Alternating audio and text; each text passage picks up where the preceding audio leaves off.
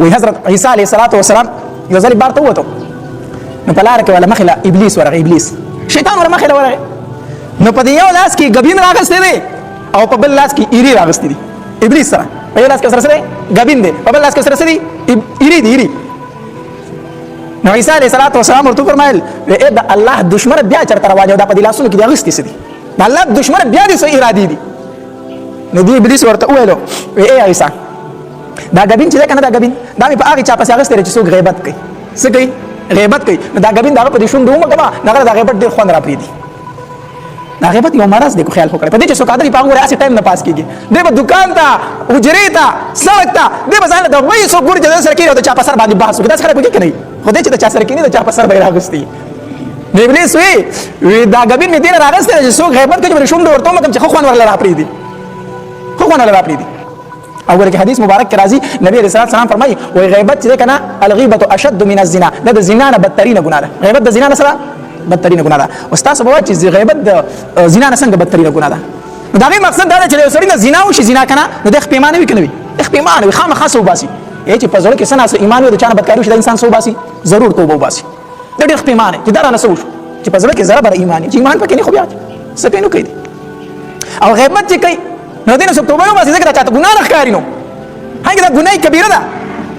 د په دې ګناه کې مبتلا د بل سپکاوي کوي په ځل کې دا راځي هم نه چې په ګناه کبیره کې مبتلا ما. د دې وجه حدیث مبارک ورته ویل شي چې غیبت د زنا نه غټه ګناه ده، د زنا په سره توبه واسي غیبت نه بغیر سو باسي نه توبه.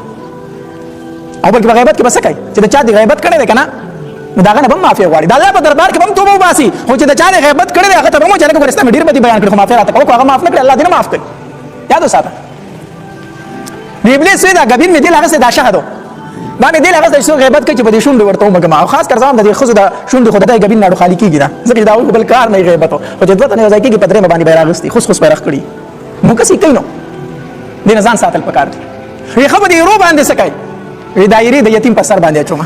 چا په سر باندې اچوما د یتیم په سر باندې اچوما چې خلک تنه نفرت کوي.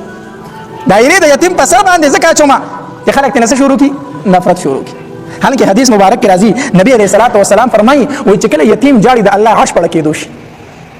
چې کله یتیم په جړا شي د الله عرش پړ کې دوشي او الله تبارک وتعالى فرشتو ته وي اے زما فرشتو لار شي په دې ماشوم چا ظلم کو چې دا پلار ما په خاورو کې پټ کړی دی، په دې باندې چا ظلم کو چې دا چا پلار ما په خاورو کې پټ کړی دی، په دې به کس باندې چا ظلم کو. نو په یتیمانو باندې څه پکار دی؟ رحم پکار دی، رحم پکار دی. حدیث مبارک کې راځي نبی علیہ الصلوۃ والسلام فرمایي وای چا چې د ځان سره یتیم په خوراک کې شریک کو کنه الله تبارک وتعالى دغه انسان د پاره جنت واجب کو، الله تبارک وتعالى د پاره واجب کو جنت واجب کو. چا چې یتیم ځان سره په خوراک کې شریک کو چې روټي خورای یا خو ځان له دسترخوان له سوکرا ولې داسې غریب او یتیم دسترخوان له نشي راوسته کنه کور له ولا سرېګا کور له ولې لګا. یو ورځ علي رضی الله تعالی عنہ په جړا شو جړلې چاته نه تاسو کو چې شیر خدا ولې جاړي پس باندې په جړای وی و ورځ وشي مال ملمنه دراغله و ورځ وشي مال ملمنه سره ډوډۍ نه خورلې یریګم په دې باندې اسنه چې الله تبارک وتعالى د خپل نظر نه ورتاو کړم کو زه کوم چرته الله ورتاو کړی د خپل نظر نه ما چې و ورځ وشي مال ملمنه نه زکه جاړم په دې خبره باندې نو ځان لا چرته دومره سو ګوره ښا یا ورله کور ته لګي په غریبانو یتیمانو باندې څه کوي رحم کوي رحم